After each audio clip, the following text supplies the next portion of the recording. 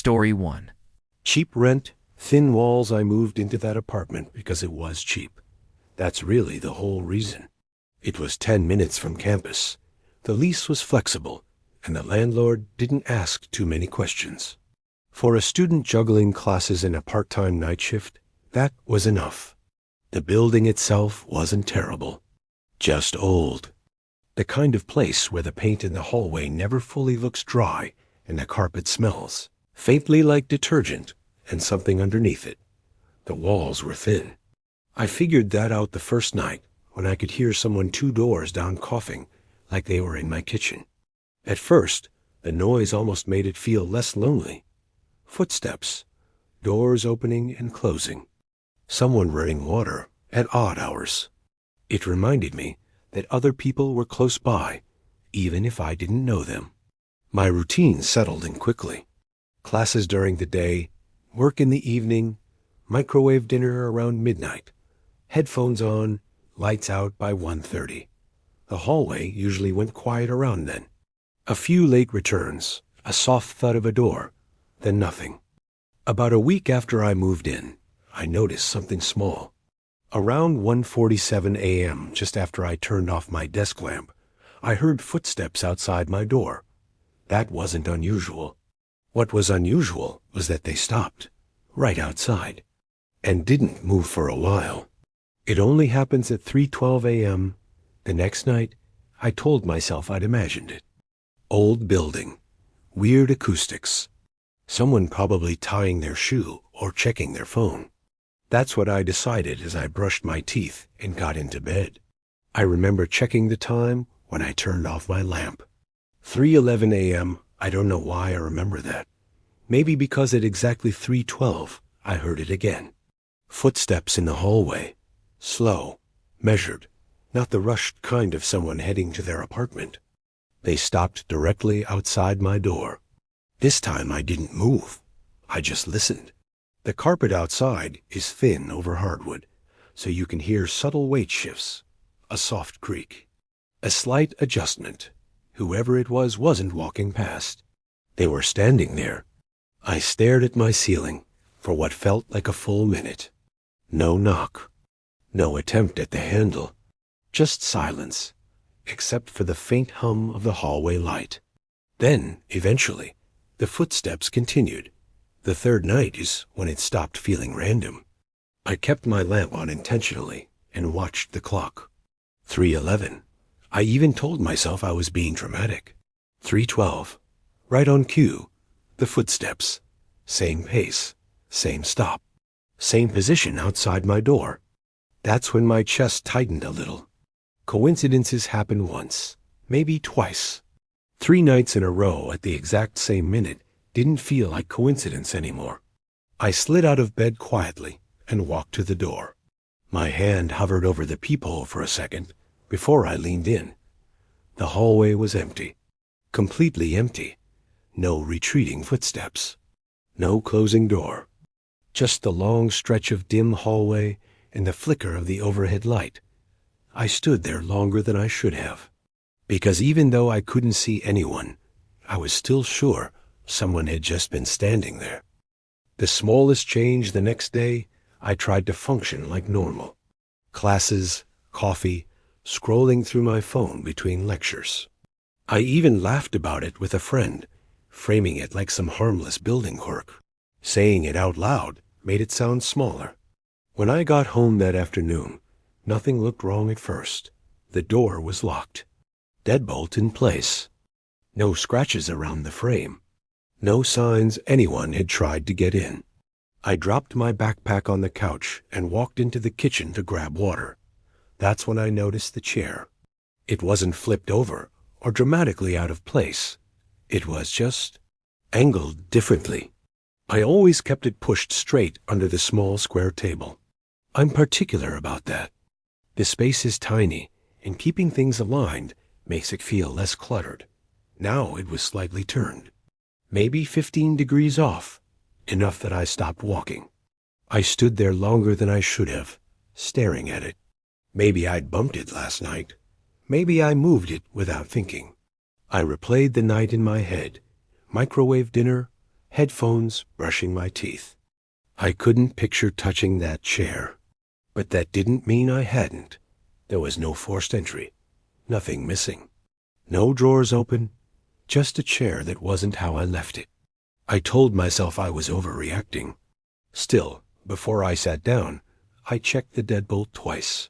The camera footage, I bought a cheap door camera the next morning. Nothing fancy. Just something that would alert my phone if there was motion. Installing it felt dramatic, like I was confirming something was wrong. But I needed to know. For 2 nights, nothing happened. Then on the 3rd night, at 3:12 a.m., my phone vibrated. Motion detected. I didn't open the notification right away. I just stared at the screen in the dark, feeling my heartbeat in my throat. After a few seconds, I tapped it. The footage showed the hallway in its usual dim yellow light, and someone standing directly in front of my door. They weren't knocking. They weren't touching the handle. They were just there, head slightly tilted down, hands at their sides, hood up. The angle kept their face completely hidden from the camera. They stood there for 4 full minutes. I know because I watched the timestamp crawl forward while they barely moved. Then they stepped out of frame. No other doors opened. No sound of a stairwell door. Just gone. I showed the footage to the police the next day. They told me no crime had been committed. Technically, they were right. I broke my lease 2 weeks later. I never found out who it was. Story 2. Night shift routine. After I moved out of that apartment, I picked up more overnight shifts at the gas station to cover the lease break fee. Working nights didn't bother me. I've always been more alert when most people are asleep. Fewer customers. Less noise. It felt manageable. The station sat off a 2-lane highway just outside town. 1 set of pumps. A small convenience store with 3 aisles, a coffee machine that never really turned off, and security monitors mounted above the register. The fluorescent lights buzzed constantly, but after a while, you stopped noticing.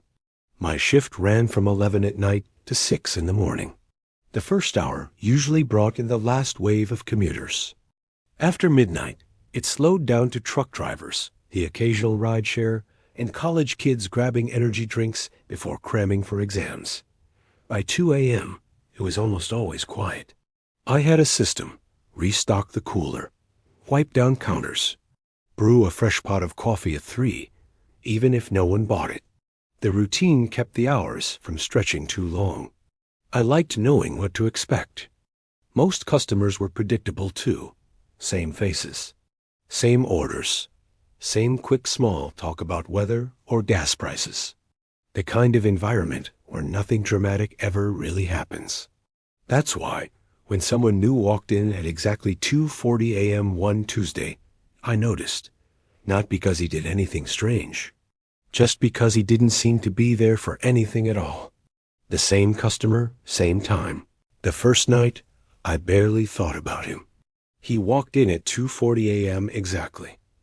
I know because I'd just finished brewing coffee and was watching the clock crawl toward 3. The door chimed, and he stepped inside slowly, like he wasn't sure he wanted to. Mid-30s, maybe. Dark jacket. Baseball cap pulled low. Nothing about him stood out. He didn't go to the cooler or the snack aisle. He just walked to the back of the store and stood there, hands in his pockets, facing the shelves. I gave him the usual line, "Let me know if you need anything." He didn't answer, just nodded slightly. After about 5 minutes, he walked back out. No purchase. I shrugged it off. Some people kill time that way. The next night, at 2:40 a.m., the door chimed again. Same jacket, same cap, same slow walk to the back aisle. This time I paid attention. He wasn't browsing. He wasn't comparing prices. He was just standing there, head slightly tilted, like he was listening to something. After a few minutes, he left again. Still no purchase. By the 3rd night, I felt the pattern settle in. 2:40 a.m. on the dot. Door chime. Slow steps. Back aisle. He always positioned himself where he could see the counter from the reflection in the cooler glass. I only noticed that because I shifted slightly and caught his eyes in the mirror surface. They weren't scanning the shelves. They were watching me. He stayed longer that night, maybe 10 minutes. Didn't speak. Didn't buy anything. Just stood there until exactly 2:50. Then he left. The fourth night, I found myself checking the clock at 2:39, waiting for the door to chime. He says my name by the fifth night. I wasn't pretending it was random anymore. 2:40 a.m. The door chimed right on schedule. He walked in the same way he always did, hands in his jacket pockets, head slightly down. I felt myself tense before he even reached the back aisle. I decided to break the pattern. Instead of waiting behind the counter, I stepped out and started organizing a shelf near him, close enough to feel less like I was being watched from a distance. For a few seconds, neither of us spoke. Then he said, "Slow night, huh, Ryan?" I froze. My name tag was clipped to my shirt, sure, but he hadn't been close enough to read it before. Not the other nights. I looked down anyway, just to confirm it was visible. "It's on your shirt," he added calmly, like he'd read my mind. I just noticed it. The way he said just made it sound practiced. I forced a small laugh. "Yeah, guess so." He didn't respond. Just kept looking at the shelves without actually touching anything. He stayed until 2:50 again. And he came back the next night. And the next. 5 nights straight. Same time, same position, same silence. Each night, he spoke a little more. Nothing threatening, just small observations. "You always brew fresh coffee around 3. You close the register early on Sundays." Things a regular customer could notice. But the way he said them made it feel less like observation and more like tracking. The night he didn't come on the 6th night, I caught myself watching the clock again. 2:39. I told myself I wouldn't look at the door when it hit 2:40. I looked anyway. 2:40. Nothing. The door didn't chime. I waited a full minute, then 2. By 2:45, I felt something strange settle in my chest. Relief, maybe, or something close to it. He didn't come that night. The shift finished quietly. No unusual customers. No lingering figures in the back aisle. When 6:00 finally rolled around, I locked up and stepped outside into the early morning cold. That's when I saw my car. It was parked in the same spot it always was, directly under the flickering lot light. At first, nothing looked wrong. Then I noticed the side window, smudges across the glass. Not random streaks from rain or dirt. Clear handprints, multiple, pressed flat against the driver's side window, like someone had leaned in to look through it. I stood there longer than I should have. The prints weren't there when I arrived. I reported it later that morning. The officer took notes, asked if anything was stolen. Nothing was. He told me it could have been anyone. Technically, he was right. The man never came back after that. I still checked the clock at 2:40 for weeks. Story 3. The network with my name, the dorm I moved into after quitting the gas station job, felt safer on paper. Campus security, keycard access, cameras in the lobby. It wasn't luxury housing, but it felt contained, predictable. The kind of place where problems were loud and obvious, not quiet and patient. My room was on the 4th floor. Small, square, just enough space for a bed, desk, and mini fridge. The walls were still thin, but the noise was different here. Laughter down the hall. Someone gaming too loudly at 3 in the morning. Showers running at weird hours. It felt normal. The first week, I didn't notice anything unusual. Then one night, around midnight, I opened my laptop to connect to the Wi-Fi. The campus network was there like always. But under it was something new. A private network. And it was named with my full legal name. First and last. Spelled correctly. Not the shortened version I use socially. Not the nickname from my email. My full name, exactly as it appears on school records. I stared at it longer than I want to admit. At first, I thought it was a coincidence. Maybe someone else had the same name. It's not impossible. But this wasn't a common name. I refreshed the list. It was still there. Strong signal. Stronger than most of the dorm routers around me. I walked to my door and opened it casually, trying to look normal. The hallway was empty. When I came back and refreshed the Wi-Fi list again, it disappeared. Airdrop messages at 1:17 a.m. I told myself the Wi-Fi thing was a glitch. Dorm networks overlap all the time. Maybe someone nearby shared my name. Maybe it was a temporary hotspot that vanished when they left. The explanation didn't fully sit right, but it was easier than assuming something else. For a few nights, nothing else happened. Then on Thursday, I stayed up late studying. Around 1:15 a.m., I shut my laptop and turned off the overhead light. I like working in the dark for a few minutes before sleeping. It helps my brain slow down. At 1:17, my phone buzzed. Airdrop notification. I almost ignored it, thinking it was someone in the hallway messing around. But when I checked, the sender name was blank. The preview message said, "You're still awake." That was it. No image. No file. Just text. I didn't accept it. I declined immediately and turned my light back on. Silence. I walked to the door and opened it. The hallway was quiet. A few doors closed. No laughter. No footsteps. I stepped back inside and turned the lights off again. I waited. Nothing. I told myself it was coincidence. The next night, I tested it. Left the lights on until 1:16. Turned them off. At 1:17, my phone buzzed. Airdrop. Same blank sender. "You're still awake." This time my chest tightened. I checked my settings. Airdrop was set to contacts only. No one new had been added. No unknown numbers.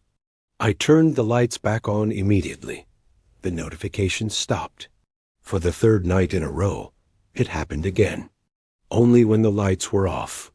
Only at 1:17, and only when I was alone in the room. It stops completely on the fourth night. I didn't turn the lights off at all. I kept my desk lamp on, laptop open, TV playing something low in the background just to create noise. I told myself if it was someone nearby, they'd get bored when the pattern didn't repeat. 1:16 a.m. I stared at the clock. 1:17, nothing, no vibration. No airdrop request. No message. I waited another 5 minutes. Still nothing. The fifth night, I tried again. Lights on until 1:20. Then off. Silence. After that, the messages stopped completely. No final text. No escalation. No explanation. The Wi-Fi network with my name never reappeared either. Campus IT couldn't find anything unusual in the building logs. They suggested it was probably a prank. Someone experimenting with proximity sharing from another floor. Maybe they were right, but the way it ended felt wrong. Not resolved, just withdrawn. Like whoever had been testing the boundary decided they'd learned enough. I sleep with a lamp on now. Not because I'm afraid something will happen again, but because I don't want to find out what only shows up in the dark. Story 3. The same house every Friday. I started doing delivery work on weekends because it paid better than campus shifts and didn't require conversation. Just pick up food, follow the GPS, drop it off, repeat. Simple. Most of my routes were predictable. Apartments near downtown. Suburban houses with porch lights on. Students ordering too much at midnight. It felt anonymous in a comforting way. Then one Friday, around 11:40 p.m., I got an order that took me 15 minutes outside town. The address was at the end of a narrow rural road. No streetlights. Just trees and long stretches of dark fencing. The GPS signal flickered twice before stabilizing. It was a small order. Just fries and a drink. When I pulled up, The house sat back from the road, partially hidden behind trees. No porch light, no visible cars in the driveway. I parked, grabbed the bag, and walked to the door. Before I could knock, the app updated. Leave at door. That wasn't unusual. A lot of people avoided face-to-face contact. I set the bag down, took the required photo, and walked back to my car. The next Friday at 11:42 p.m., I got another order. Same address. Different name on the account. Still just a small order. Still leave at door. I didn't think much of it at first. But when the third Friday came, right around the same time, and the same rural address appeared on my screen, I noticed. No one ever comes to the door by the third Friday. I paid closer attention. The order came in at 11:41 p.m., different name again. Same house. Same small total.